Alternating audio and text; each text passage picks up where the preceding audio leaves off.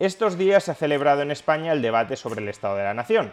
Pero como el Estado de la Nación es tan malo, el debate se ha centrado en presentar una batería de propuestas con la que se pretende mejorarlo en el futuro.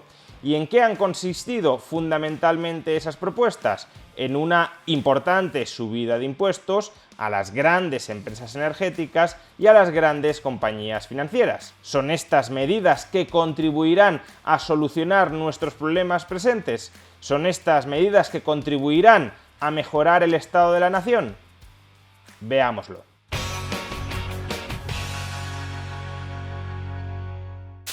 Ayer el presidente del Gobierno de España, Pedro Sánchez, hizo el siguiente anuncio en el debate sobre el Estado de la Nación desde la tribuna del Congreso de los Diputados. Quiero expresarles a continuación un impuesto sobre los beneficios extraordinarios de las grandes empresas energéticas que recaudará 2.000 millones de euros al año durante los próximos 2 años. Un impuesto excepcional a las grandes empresas energéticas que estará en vigor en el año 2023 y el año 2024, que afectará a los beneficios extraordinarios obtenidos en el año 2022 y el año 2023 por los grupos dominantes en el sector eléctrico, gasista y petrolero. Y del mismo modo les anuncio, señorías, que el Gobierno aprobará un impuesto excepcional y temporal a las grandes entidades financieras que ya se están empezando a beneficiar de las subidas de tipos de interés.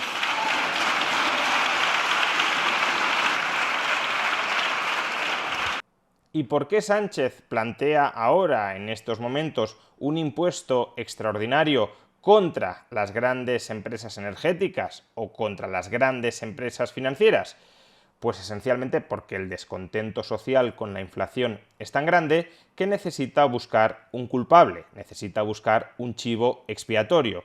Estos señores se están forrando a su costa y nosotros, que somos el bienaventurado Gobierno de España, vamos a protegerle a usted, ciudadano, de los abusos que cometen las empresas financieras, las empresas eléctricas, las empresas gasistas. Nosotros defendemos sus intereses, usted puede confiar en nosotros, nos enfrentamos a los poderosos que lo están arruinando. Vótenos, que queremos seguir otros 4 años en el poder. Se habla a menudo de los beneficios caídos del cielo, pero en realidad no son tales. Los sobrebeneficios no caen del cielo, salen del bolsillo de los consumidores que pagan los recibos. Y este Gobierno no va a permitir que el sufrimiento de muchos sea el beneficio de unos pocos. Este Gobierno no va a permitir que el sufrimiento de muchos sea el beneficio de unos pocos. Menos mal que tenemos a este Gobierno, menos mal que tenemos a PSOE y a Podemos en el Gobierno que nos protegen frente al abuso de esos unos pocos que nos generan sufrimiento a muchos para lucrarse.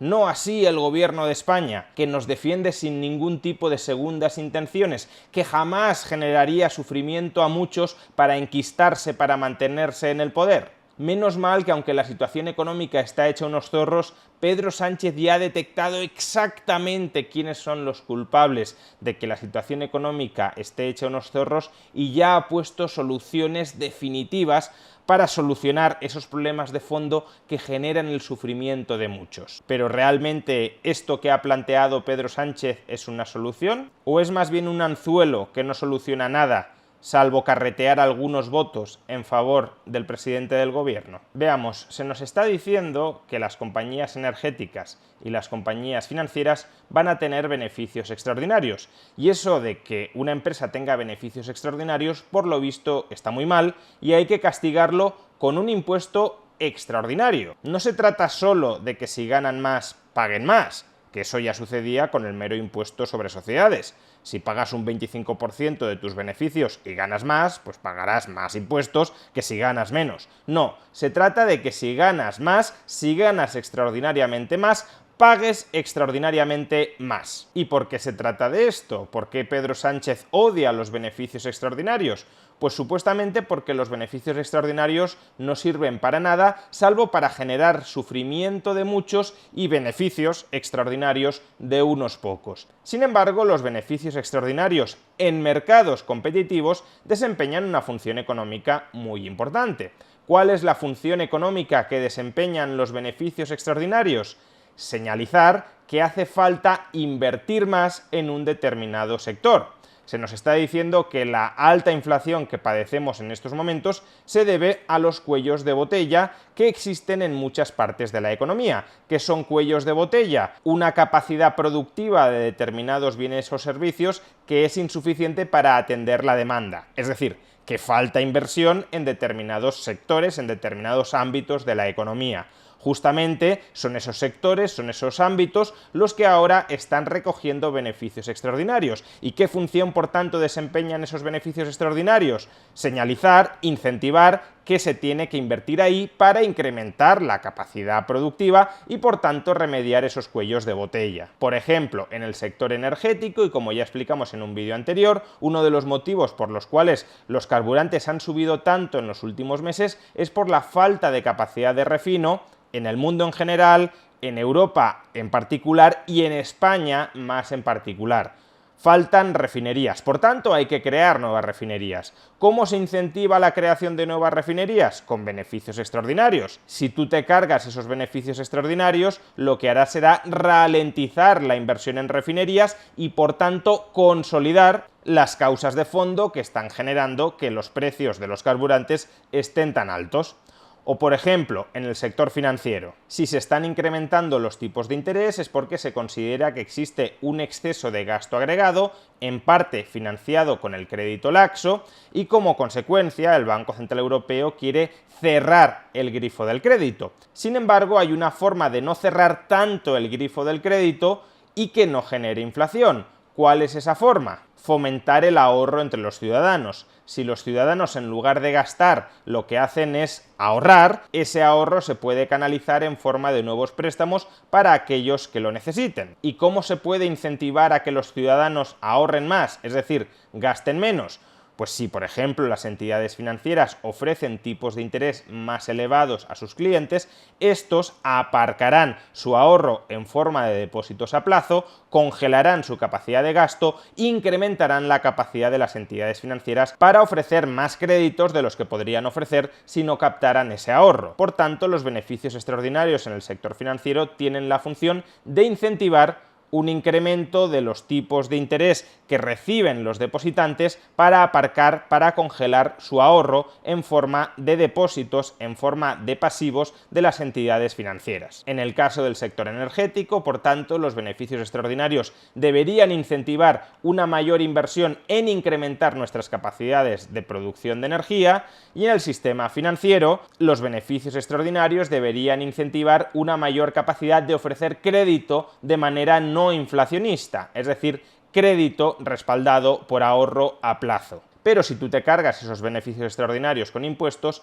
nada de esto sucederá. Y uno podría decir, pero es que aunque no establezcas un impuesto extraordinario sobre estos sectores, nada de lo que tú estás diciendo sucederá o no sucederá en gran medida porque estamos hablando de sectores, especialmente el sector financiero, oligopolísticos. Las empresas del sector energético, las empresas del sector financiero son oligopolios que no tienen ningún tipo de incentivo a incrementar la inversión para aumentar, a su vez, su capacidad de producción de energía o su capacidad de producción de crédito. Y ese puede ser un argumento razonable. Fijaos que he dicho al principio, los beneficios extraordinarios desempeñan una función económica valiosa en mercados competitivos. Si los mercados no son competitivos, esos beneficios extraordinarios no tienen por qué incentivar a que ninguna de las empresas establecidas en el sector y cuya posición competitiva no puede ser disputada por ninguna otra compañía, puede ocurrir que esos beneficios extraordinarios no incentiven ningún cambio de rumbo entre esas empresas porque se dedican a recibir esos beneficios extraordinarios manteniéndose muy cómodas en la situación en la que se encuentran. ¿Para qué vamos a incrementar nuestra capacidad de producción de energía o de crédito si ya nos estamos forrando sin hacerlo? Con competencia esto no puede ocurrir, porque si una empresa dice yo no voy a aumentar la capacidad de producción de energía o de crédito porque me estoy forrando sin hacerlo, entonces en ese caso llegará otra empresa y le dirá pues si no lo haces tú, lo hago yo y me como tu parte del pastel. Pero en ausencia de competencia, efectivamente sí puede suceder. Con lo cual, quizá en este caso podría parecer que este impuesto extraordinario sobre los beneficios extraordinarios de las empresas energéticas y de las empresas financieras, que no van a ser beneficios extraordinarios que estimulen ningún cambio de comportamiento empresarial entre estos agentes económicos, podría tener un mayor sentido. ¿Qué sucede? Pues que si tú crees que determinados sectores son un oligopolio, lo primero que tendrías que hacer es liberalizar ese sector, introducir competencia. ¿Ustedes han escuchado que Sánchez haya planteado algún tipo de medida para incrementar la competencia en el sector petrolero, en el sector gasista, en el sector eléctrico, en el sector financiero? Seguramente no, porque yo tampoco. Y es que, en segundo lugar, si un sector es un sector oligopolístico, es un sector donde no entra la competencia, las compañías que estén dentro de ese sector, las compañías que sean oligopolios, lo tendrán bastante sencillo, contarán con bastante poder de mercado para trasladar, para repercutir todo o parte de ese nuevo impuesto con el que se las ha castigado sobre los usuarios. Así que cuando Pedro Sánchez proclama muy henchidamente, muy solemnemente: les hemos subido los impuestos a las petroleras, a las gasistas, a las eléctricas, a los bancos, porque no vamos a permitir que el sufrimiento de muchos se traduzca en beneficio de unos pocos, en realidad lo que está diciendo es: te hemos subido los impuestos a ti, porque no nos preocupa que tu sufrimiento se traduzca en nuestros beneficios, en los beneficios del gobierno. Y cuando hablo de beneficios para el gobierno, no me refiero únicamente a beneficios electorales, que también gran parte de la batería que se presentó ayer de medidas son medidas dirigidas a crear redes clientelares que aten, o al menos que refuercen, el voto a las élites que ahora mismo están gobernando España. Pero no me estoy refiriendo a ese tipo de beneficios. Me estoy refiriendo a algo mucho más crematístico, a saber, que la principal empresa, o pseudoempresa, en este caso pública, que se está forrando con absoluto descaro gracias a la crisis inflacionista que estamos experimentando, es el gobierno de España, es la administración pública española, es, en términos más generales, el Estado español. Fijaos cómo ha evolucionado la recaudación tributaria en España entre el mes de enero y el mes de mayo de este año 2022, y eso que en mayo todavía no habíamos alcanzado el máximo de inflación. Pues bien, entre enero y mayo prácticamente se han recaudado 100.000 millones de euros, cuando la cifra históricamente más alta de recaudación durante los primeros 5 meses del año había sido de 80.000 millones de euros, y eso en el pico de la burbuja inmobiliaria. Por consiguiente, quien nos está apretando exageradamente las tuercas al conjunto de los ciudadanos, aprovechándose de ese impuesto sin legislación que es la inflación, es, sin ningún género de dudas, el gobierno de España, que instrumentaliza la inflación para subirnos los impuestos a todos los españoles por la puerta de atrás. Y ahora volvamos a escuchar el cínico mensaje de Pedro Sánchez sobre que este gobierno, que nos está subiendo los impuestos a todos los ciudadanos por la puerta de atrás, no va a permitir que el sufrimiento de muchos sea el beneficio de unos pocos. Se habla a menudo de los beneficios caídos del cielo, pero en realidad no son tales. Los sobrebeneficios no caen del cielo, salen del bolsillo de los consumidores que pagan los recibos. Y este gobierno no va a permitir que el sufrimiento de muchos sea el beneficio de unos pocos. ¿Qué tal un impuesto extraordinario sobre los ingresos extraordinarios que está recibiendo el gobierno de España, la administración pública española, el conjunto del Estado español, gracias a la inflación históricamente alta que estamos experimentando, gracias a ese sufrimiento de muchos? ¿Qué tal si gravamos con un impuesto extraordinario esos ingresos extraordinarios y la recaudación se la devolvemos a los ciudadanos? ¿Qué tal, en definitiva, si empezamos a deflactar el IRPF según la inflación para no aprovechar la inflación y subir los impuestos de los ciudadanos por la puerta de atrás? Que eso no, que ahí el sufrimiento de muchos sí le resulta enormemente rentable al gobierno.